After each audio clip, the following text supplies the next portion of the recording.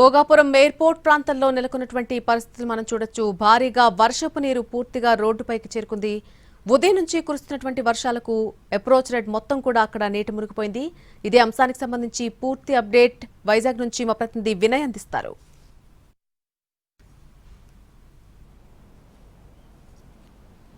ఉత్తరాంధ్ర వ్యాప్తంగా గత అర్ధరాత్రి నుంచి కుండపోత వర్షం కురుస్తా ఉంది. దీంట్లో భాగంగానే ఏజెన్సీ ప్రాంతాలన్నీ కూడా తడిసి ముద్దైన పరిస్థితి మనకు కనిపిస్తా ఉంది.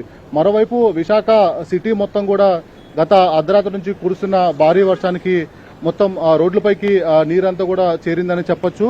మొత్తం అంటే బంగాళాఖాతంలో ప్రస్తుతం అల్పపీడనం కొనసాగుతా ఉంది. మరికొద్ది గంటల్లోనే వాయుగుండంగా బలపడే అవకాశం కనిపిస్తా ఉంది. ఇప్పటికే అర్ధరాత్రి నుంచి అతి భారీ వర్షం కురుస్తున్న నేపథ్యంలో మొత్తం ఈ చుట్టుపక్కల ఆ ప్రాంతాలన్నింటినీ కూడా హైలైట్ జారీ చేశారు.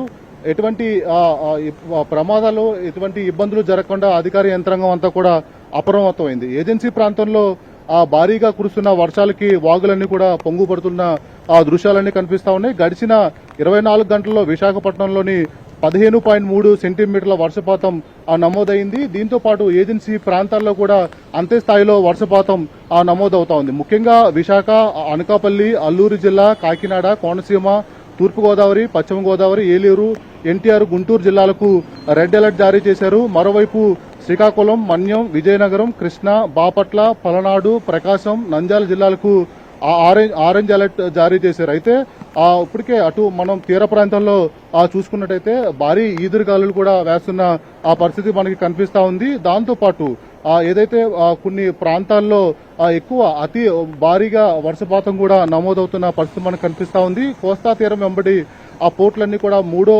నెంబర్ ప్రమాదిక హెచ్చరిక కూడా జారీ చేశారు. మత్స్యకారులు ఎవరిని కూడా వేటకు వెళ్లొద్దని అలర్ట్ చేస్తా ఉన్నారు. అయితే దాంట్లో భాగంగానే మనం చూసుకున్నట్టయితే విశాఖపట్నం సిటీ వ్యాప్తంగా గత అర్ధరాత్రి నుంచి కూడా భారీగా వర్షం కురుస్తా ఉంది. కొద్దిగా గ్యాప్ ఇచ్చిన నేపథ్యంలో ఎటువంటి ప్రమాదం అయితే చోటు చేసుకోలేదని కూడా చెప్పొచ్చు. మరోవైపు కొండ ప్రాంతాల ప్రజలతో పాటు లోతట్టు ప్రాంతాల ప్రజలందరినీ కూడా సురక్షిత ప్రాంతాలకు తరలించేందుకు అటు జీవీఎంసీ అధికారులతో పాటు అదేవిధంగా ఎన్డీఆర్ఎఫ్ బృందాలు కూడా సిద్ధంగా ఉన్నాయని చెప్పొచ్చు. అయితే ఈ రైన్ ఎఫెక్ట్ అన్నది కూడా మొత్తం అటు ఏజెన్సీ ప్రాంతాలకు హెవీగా ఉందని కూడా చెప్పొచ్చు.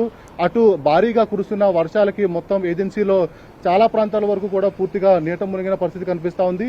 ఏజెన్సీ ప్రాంతాల్లో ఉన్న మొత్తం ఆ ప్రాజెక్టులన్నీ కూడా నిండు కుండలు తలపిస్తా ఉన్నాయి. ఈ వర్షం రాబోయే 24 గంటలు మరింత తీవ్రత అవుతుందని వాతావరణ శాఖ చెప్తా ఉంది. దాంట్లో భాగంగా అన్ని విభాగాల అధికారులు కూడా అలర్ట్ అవుతా ఉన్నారు. నల్ని right Vinay, thank you for the live update.